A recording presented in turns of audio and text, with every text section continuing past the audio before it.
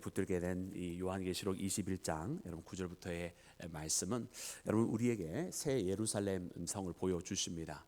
특별히 이 말씀은 여러분 이 예루살렘 성을 보여 주실 때에 그저 예루살렘 성을 소개하겠다 이렇게 하신 말씀이 아니라 여러분 그 신부를, 어린 양의 신부를 보여주겠다 하시면서 시작한 말씀에 사실은 가장 큰 의미가 있습니다. 그래서 오늘 말씀을 통해서 이 예루살렘 성에 보여지는 그 요한이 보게 된 그 환상을 통해 하나님의 거룩한 선, 또 하나님께서 회복하시는 그 거룩한 성전이 어떠한 모습인지를 볼 뿐만 아니라 그 성전을 가득 메우고 있는 믿음의 성도들, 곧 예수 그리스도를 믿고 예수님을 자신의 구주로 영접하여 신랑 되신 주님과 함께 혼인잔치를 이루게 된 거룩한 성도들로 가득 채워진 그 성전을 바라보는 우리 모두가 되어야 할 줄로 믿습니다. 그래서 약 한 2년 반쯤 되었을까요? 한 3년, 이제 벌써 3년이 되어가는 것 같은데 3년 전에 우리가 요한계시록 말씀을 새벽 기도 때 우리가 한 장씩 묵상을 했었던 때가 있습니다. 그래서 그때는 우리가 본문의 말씀을 묵상을 할 때에 이 말씀 가운데 나와 있는 이 12개의 보석과 또 이스라엘 제사장의 그 가슴에 있는 그 에봇 가운데 있는 그 12개의 보석과 이렇게 비교를 하면서 우리가 말씀을 묵상했던 것이 아직도 생생하게 기억이 납니다. 그래서 오늘은 우리가 그때 묵상했던 그 말씀 위에 다시 한번 그리스도의 신부를 중심으로 우리가 말씀을 묵상을 하고, 그렇다고 한다면 이제 오늘 우리 모두가 그리스도의 신부로서 여러분 우리의 거처가 저 하늘나라에 있음을 다시 한번 확고히 믿고 고백하는 나와 여러분이 되기를 주님의 이름으로 축원합니다. 자, 사랑하는 여러분, 그리고 오늘 본문 말씀의 시작은 어떻게 우리에게 가르쳐 주고 계십니까? 우리 9절과 10절 말씀을 다시 한번 읽어보기를 원합니다. 9절과 10절 말씀입니다. 우리 11절까지 함께 읽겠습니다. 시작. 일곱 대접을 가지고 마지막 일곱 재앙을 담은 일곱 천사 중 하나, 내가 신부 곧 어린 양의 아내를 내게 보이리라 하고 성령으로 나를 데리고 크고 높은 산으로 올라가 하나님께로부터 하늘에서 내려오는 거룩한 성 예루살렘을 보이니 하나님의 영광이 있어 그 성의 빛이 지극히 귀한 보석 같고 벽옥과 수정같이 막더라. 아멘. 할렐루야.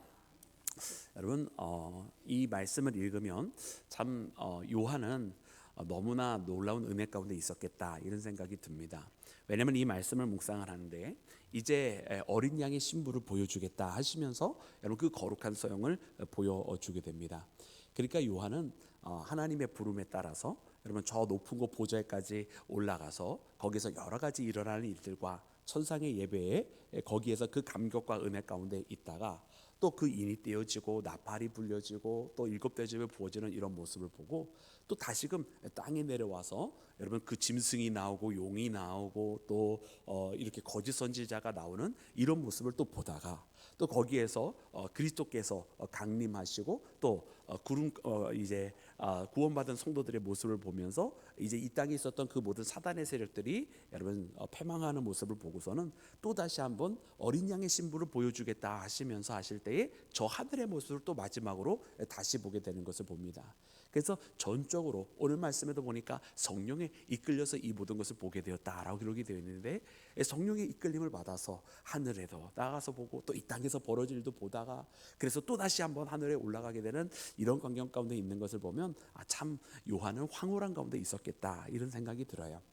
특별히 오늘 말씀에 보니까 이 황홀한 가운데 있는데 특별히 가장 은혜가 되어지는 것은 이제 보여지게 될 이 새 예루살렘 성은 바로 어린 양의 신부의 모습을 보여주는 가운데 비춰진 모습이라고 하는 것입니다.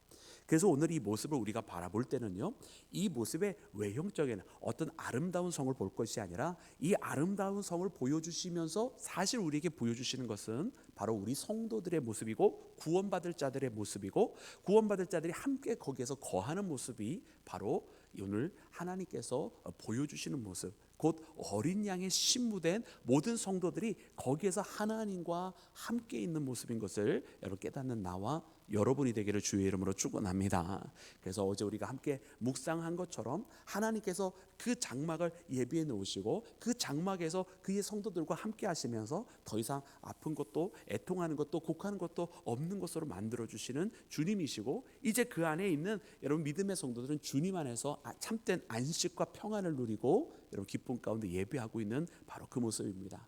그래서 이제 이 모습이 이제 새 거룩한 예루살렘 성이라 이렇게 표현을 해주고 계시는데요. 이 예루살렘 성에는 몇 가지 특징들이 있는 것을 봐요. 근데 기본적으로 우리가 이 12이라고 하는 숫자로 여러분 이루어져 있는 것을 보게 되는데, 먼저는 그 가운데 여러분 어떤 것들이 있는지 함께 읽기를 원합니다. 먼저는요, 우리 12절 말씀입니다. 우리 다 같이 합독합니다. 시작. 크고 높은 성곽이 있고 12문이 있는데 문에 12천사가 있고 그 문들 위에 이름을 썼으니 이스라엘 자손 12지파의 이름들이라. 아멘. 여러분 말씀해 보니까 여러분 12문이 있고요, 12천사가 있고요, 각 문마다 12지파의 이름이 있었더라 이렇게 기록이 되어 있어요. 근데 이것으로 그치지 않아요. 여러분 14절 말씀해 보면 또 이렇게 기록이 되어져 있습니다. 우리 함께 합독해서 읽겠습니다. 시작. 그 성의 성곽에는 12기초석이 있고 그 위에는 어린 양의 12사도의 12 이름이 있더라. 아멘. 12기초석이 있는데 이 12기초석에는 또 12사도들의 이름이 있다 이렇게 되어 있어요. 그러니까 성이 있습니다. 이 요한의 눈에 그렇게 비춰졌어요. 그리고 그 비춰진 그 성에는 여러분 12지파, 12문에 여러분 12천사가 있는데 12지파의 이름과 또 밑에 기초석에는 12사도의 이름이 있는 것을 보게 됩니다. 그래서 이게 모든 것이 다 12로 이루어져 있대. 그래서 12문도 있고 12천사도 있는데 가장 이 가운데에 어떻게 보면 우리가 눈여겨봐야 될 부분은 무엇이냐면 바로 12지파의 이름 그리고 12사도의 이름이 있다라는 거예요. 그래서 이 12과 12는 무엇을 의미하겠습니까?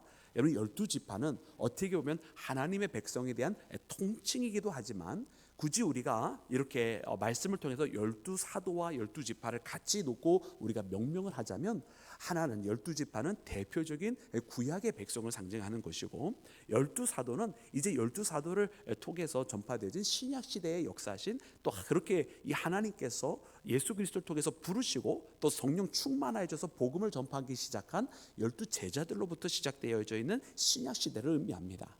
그래서 여러분 그 12문에 여러분 12지파에 이름이 적혀져 있는 것과 12기초석에 12사도들의 이름이 적혀져 있는 이것은 바로 신구약의 모든 하나님의 백성들을 다시 한번 강조해서 알려주시는 것입니다. 그래서 이 거룩한 성에는요, 누구 몇몇 일부 민족들 혹은 어느 한 세대에 국한된 사람들만 있는 것이 아니라 전 세대에 신구약에 여러분 통틀어서 하나님 앞에 구원받은 자들이 모두 다 있다라고 하는 사실을 깨닫는 나와 여러분이 되기를 주의 이름으로 축원합니다.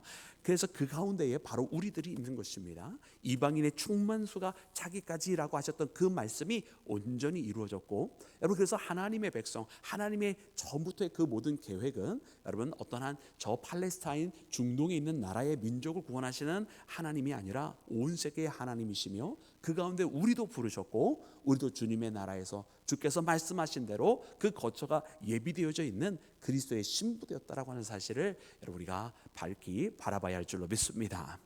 그래서 이처럼 우리의 거처가 저 하늘에 예비되어져 있다. 그 가운데는 신구약의 12지파의 이름뿐만 12지파의 이름과 12사도의 이름이 함께 있는 것을 보게 되는데요.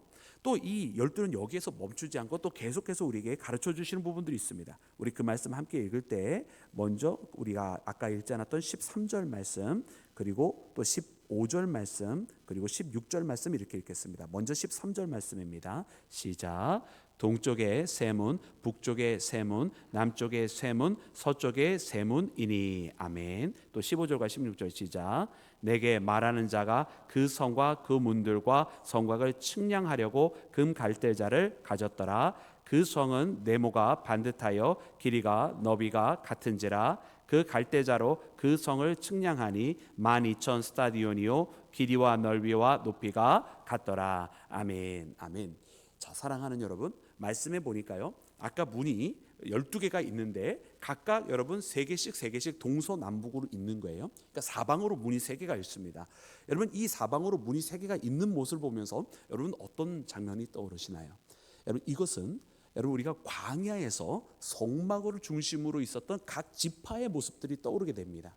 그러니까 각 지파가 성막을 중심으로 여러분 세 개씩 동서남북으로 지파가 있었는데, 그러므로 이제 그 문이 이 가운데 있다라고 하는 이야기는, 그리고 그 각 문에 그 지파의 이름들이 적혀져 있다라고 하는 이야기는, 어떻게 보면은 구약 시대의 성막의 모습은 그 성막 바깥으로 지파들이 있었다가 이제 이 예루살렘 성에는 어떻게 된 것입니까? 문들이 있고 바깥에 지파가 대기하는 것이 아니라 각각 그 자기 지파에 해당되는 그 문으로 안으로 들어갔다. 이 모든 지파들이 하나님의 성막 안으로, 거룩한 장막 안으로 들어가게 되었다라고 하는 것을 우리에게 보여주시는 거예요.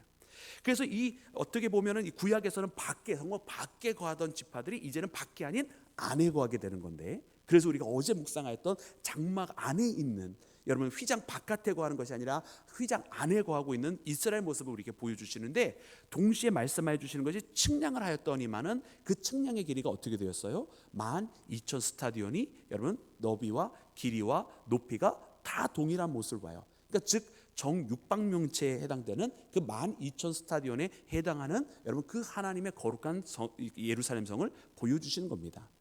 우리가 이 12,000 스타디온을 이야기하자면, 물론 우리가 뭐 길이로 대략 12,000 스타디온이면 뭐 2,200km이고, 그것이 뭐 이제 너비와 길이와 높이면 어떤 큐브가 될 것이다, 이런 뭐 상상이 되지만, 사실은 이것보다 더 중요한 것이 있어요. 우리가 잘 아는 것처럼 이 숫자는 상징적인 의미가 있잖아요. 그래서 12에 또 충만수 1000이 곱해져서 12,000 스타디온인데, 이 12,000 스타디온이 정육박명체인 것이 굉장히 중요한 사실이에요. 왜냐하면 우리가 성경에서 여러분 정육박면체로 소개된 곳이 딱 두 군데가 있습니다. 한 곳은 어디냐면 바로 그 아까 이야기했던 성막 시대의 지성소가 여러분 10규빗씩, 가로와 너비와 이 높이가 10규빗씩 정육박면체였고요. 그리고 또 솔로몬의 성전이 20규빗씩 가로와 너비와 높이가 똑같은 정육박면체였다라는 거예요.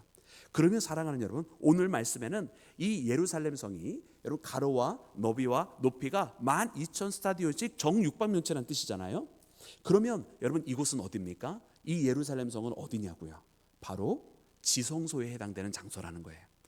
그래서 이 지성소, 회막 때의 지성소가 정육박면체요, 솔로몬의 성전이 그때의 지성소가 정육박면체였던 것처럼, 지금 이 요한이 하늘에서 하나님의 거룩한 예루살렘 성을 보는데 이 성 전체가 다 지성소가 되어 있는 모습을 요한이 본 것입니다. 할렐루야. 우리가 죄악으로 감히 하나님 앞에 나아갈 수 없는 그곳, 대제사장만이 1년에 한 번 들어갈 수 있는 그곳이 예수 그리스도에 의해서 그 막혀졌던 휘장이 찢어졌고, 이제는 그 찢어진 곳으로 모든 주의 백성들이 다 들어가서, 신구약의 모든 하나님의 백성들이 다 들어가서 이 성 전체가 다 하나님의 지성소가 되어 있어서 그곳에 하나님과 다 같이 함께 거하고 있는 이 모습을 여러분 요한이 바라보게 되었다라고 하는 사실을 여러분 우리가 깨닫고, 이처럼 하나님의 은혜가, 저 거룩한 하나님의 나라 전체가 다 지성소가 되어서 그간에 거하는 여러분 우리 성도들의 모습을 발견하는 나와 여러분이 되기를 주의 이름으로 축원합니다. 그래서 이제 말씀을 통해서 보니 이처럼 지성소가 되어 있는 모습을 요한이 보고서는 여러분 그 가운데 이처럼 이야기를 합니다. 그 성곽을 측량을 하게 되는데요. 우리 17절 말씀 함께 읽겠습니다. 다 같이 합독합니다. 시작. 그 성곽을 측량함에 144 규빗이니 사람의 측량 곧 천사의 측량이라. 아멘. 아멘. 여러분, 그래서 이 성곽을 측량을 하게 됩니다. 성곽을 측량을 했더니만은 144 규빗이라는 거예요. 이 144 규빗은 당연히 여러분 산술적으로 뭐 곱하기 뭐가 되겠습니까? 우리가 계속해서 12를 이야기하고 있어요. 그죠? 12 곱하기 12가 되는 거예요. 마치 12,000 스타디온, 12,000 스타디온이 이 지성소에 해당하듯 그 성곽이 12규빗 곱하기 12규빗이 돼서 144 규빗이라 이렇게 표현을 해주고 계시는 거예요. 그런데 우리가 이 가운데 이제 흥미를 갖게 되는 것은 무엇이냐면, 말씀해 주시는 이 측량을 천사, 사람의 측량이라고도 말씀하시면서 곧 천사의 측량이라고 이렇게 말씀하세요. 그러니까 오늘 이 말씀은 무엇과 대비가 되는 것입니까?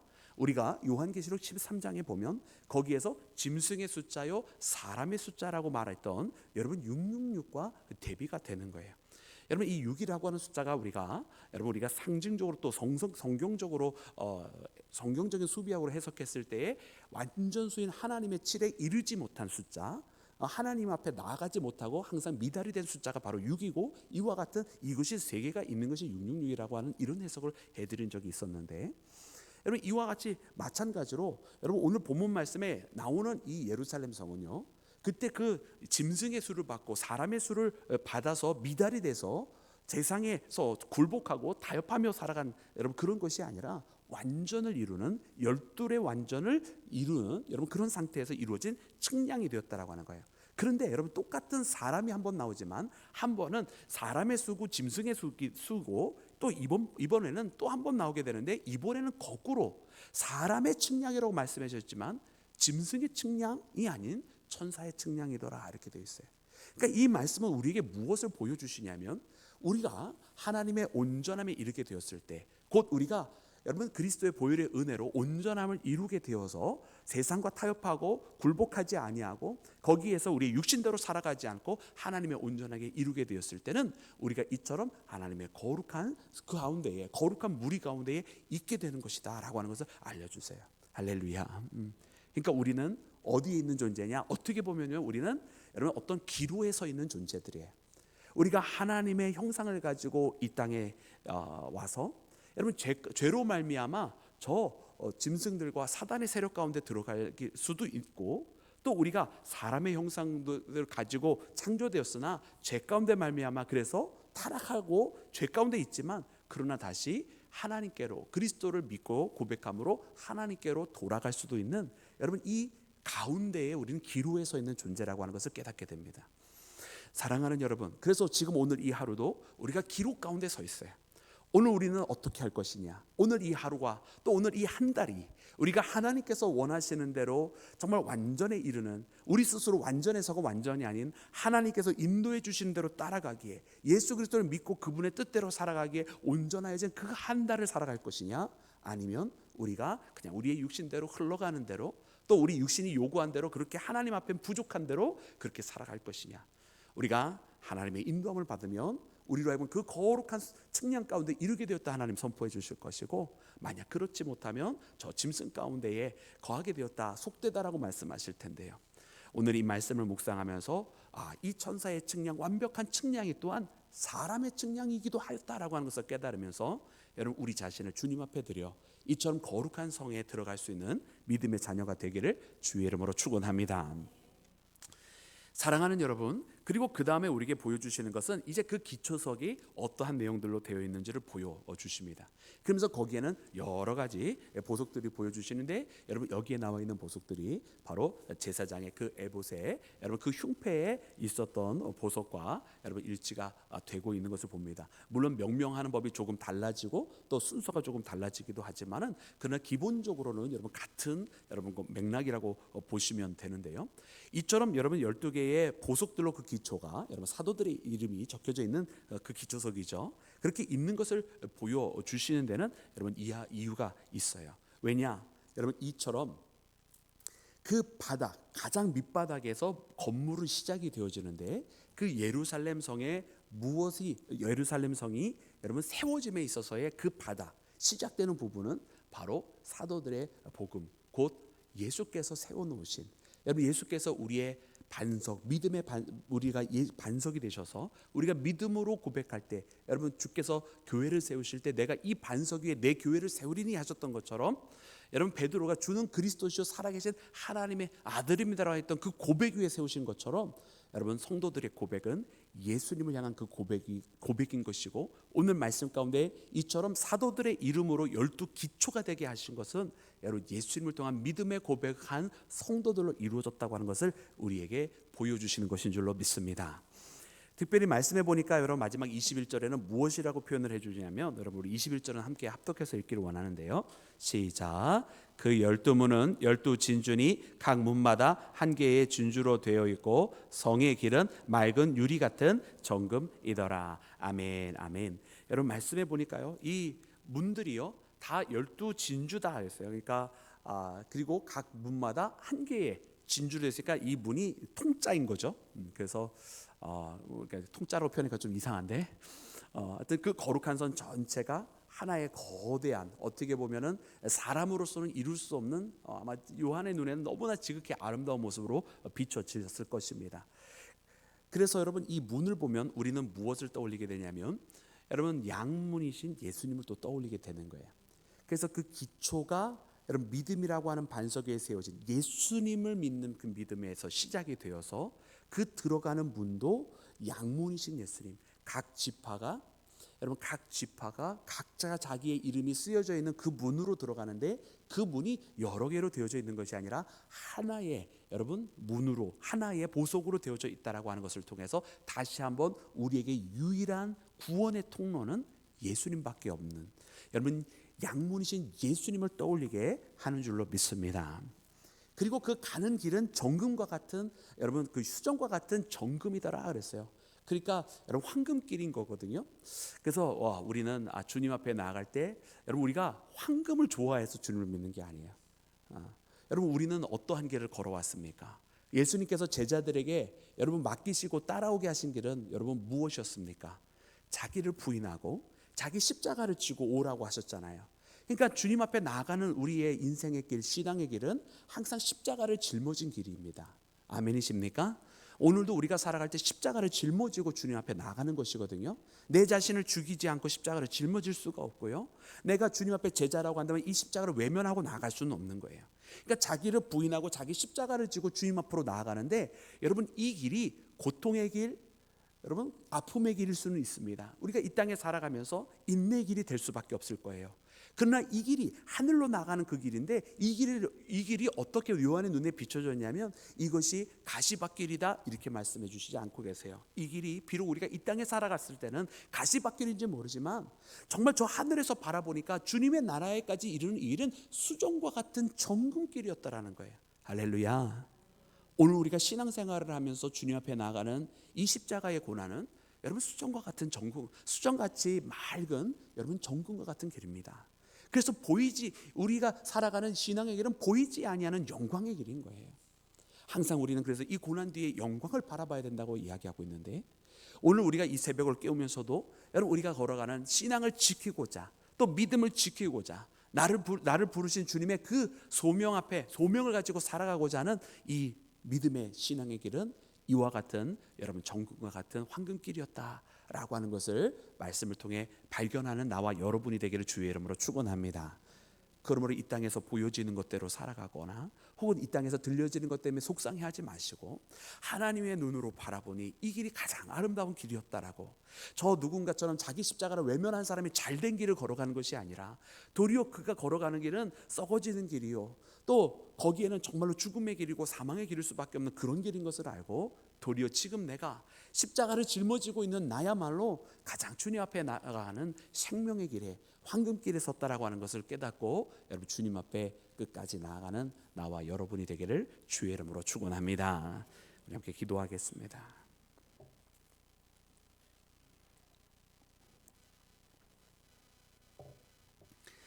할렐루야. 주님 감사합니다. 새 예루살렘 성, 그것은 곧 어린 양의 신부의 모습이라고 하는 것을 보여주심으로, 그 예루살렘 성은 어떠한 건물이 아니라